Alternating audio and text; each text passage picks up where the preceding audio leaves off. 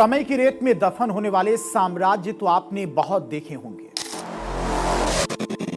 लेकिन आज की कहानी उस कौम की है जिसने वक्त की रेत को मुट्ठी में भींच लिया।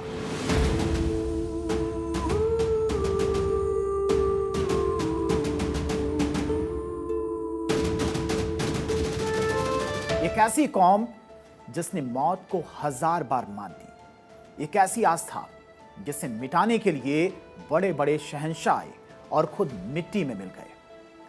5000 साल का सफर, दर दर की ठोकरें, गुलामी की बेड़ियां और फिर दुनिया के नक्शे पर एक ऐसा चमत्कार जिसे हम इजराइल के नाम से जानते हैं।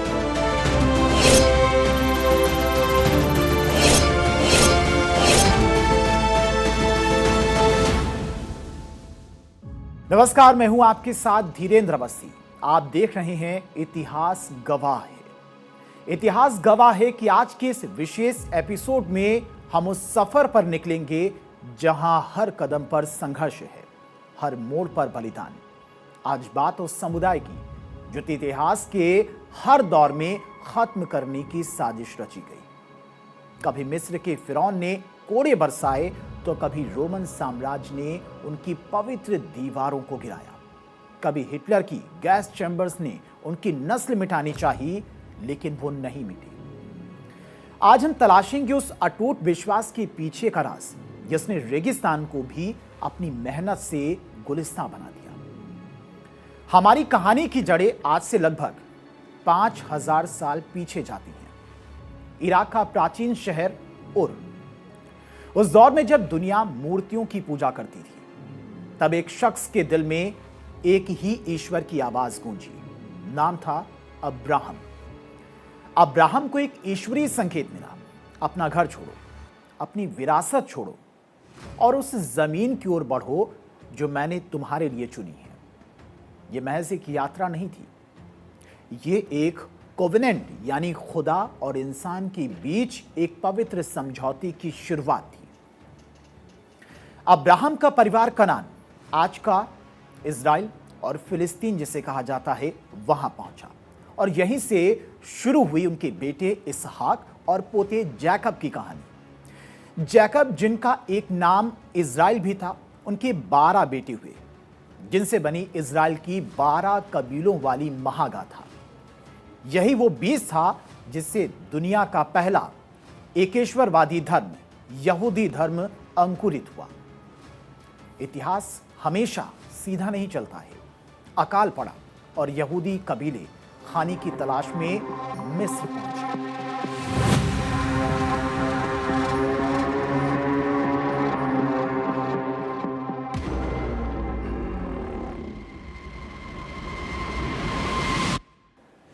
वहां पहले तो उनका स्वागत हुआ, लेकिन फिर सत्ता बदली और शुरू हुआ प्रताड़ना का वो काला दौर जिसने यहूदियों को मिस्र का गुलाम बना दिया।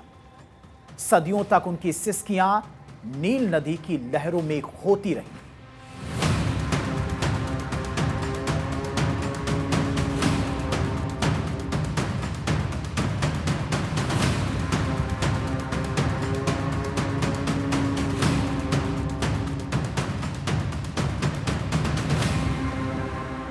लेकिन तभी पैदा हुआ एक बागी मूसा, फिरौन के महल में पला बढ़ा एक राजकुमार जिसने अपनों के लिए खुदा से तक बगावत कर ली।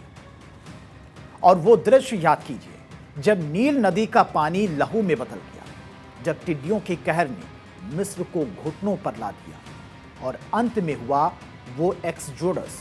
मूसा ने जब अपनी लाठी से लाल सागर को 2 हिस्सों में चीरा तो बीच से निकला वो रास्ता यहूदियों की आजादी का रास्ता था।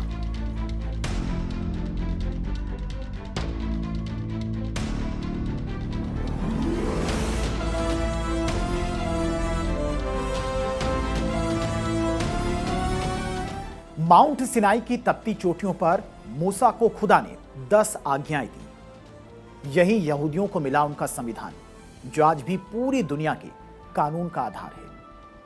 आजादी मिली तो यहूदियों ने अपनी धरती कनान में पांव जमाए। राजा डेविड ने जेरूसलम को अपनी रूह बनाया उनके बेटे राजा सुलेमान ने ईश्वर के लिए फर्स्ट टेंपल बनाया। कल्पना कीजिए उस भव्यता की, जहां की दीवारों पर सोना मढ़ा था, जहां की हवा में शांति थी।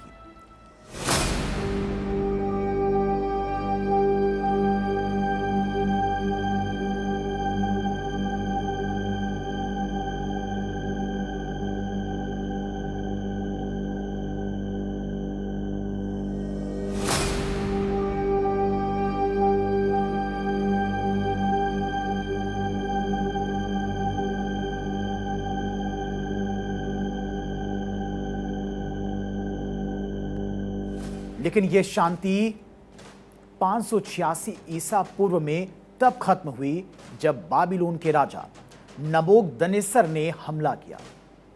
मंदिर को मलबे में तब्दील कर दिया गया और यहूदियों को बेड़ियों में जकड़कर बाबिलोन ले जाया गया। हालांकि किस्मत ने फिर करवट ली। फारस के राजा साइरस ने उन्हें वापस भेजा और सेकेंड टेंपल बना। लेकिन यहूदियों की परीक्षा भी बाकी थी।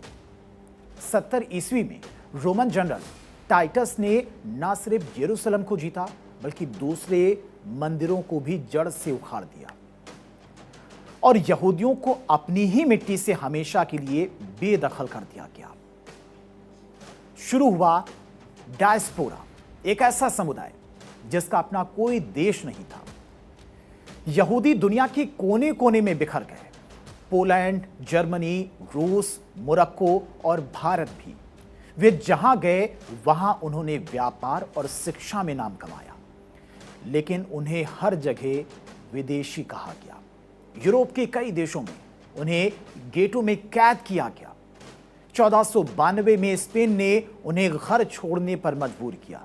उन पर झूठे आरोप लगे, उनकी बस्तियां जलाई गईं। लेकिन कमाल देखिए, बिना किसी जमीन के, बिना किसी राजा के, ये कौम अपनी तैरात और अपनी संस्कृति के दम पर 2000 साल तक एकजुट रही।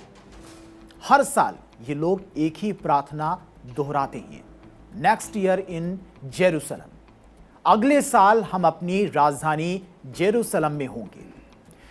20वीं सदी में यहूदियों पर वो कहर टूटा जिसे शब्दों में बयान करना नामुमकिन है। एडोल्फ हिटलर की नाजी सेना ने होलोकास्ट के जरिए 60 लाख यहूदियों को गैस चैम्बर में झोंक दिया। दुनिया को लगा कि अब यहूदी नाम का कोई निशान नहीं बचेगा। लेकिन इसी नरसंहार की राख से पैदा हुई प्रतिशोध और अस्तित्व की वो आग जिसने 14 मई 1948 को आधुनिक इजराइल को जन्म दिया।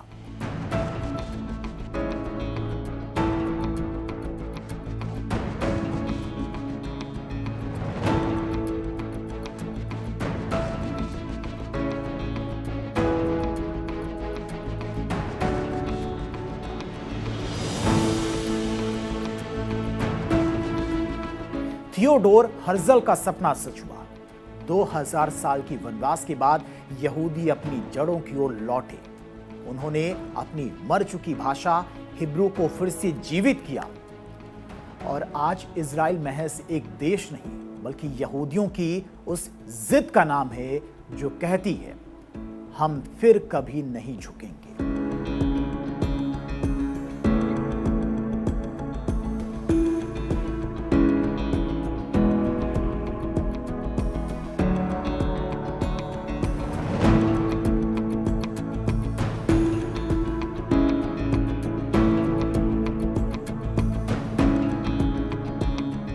यहूदी इतिहास महज तारीखों का संकलन नहीं है।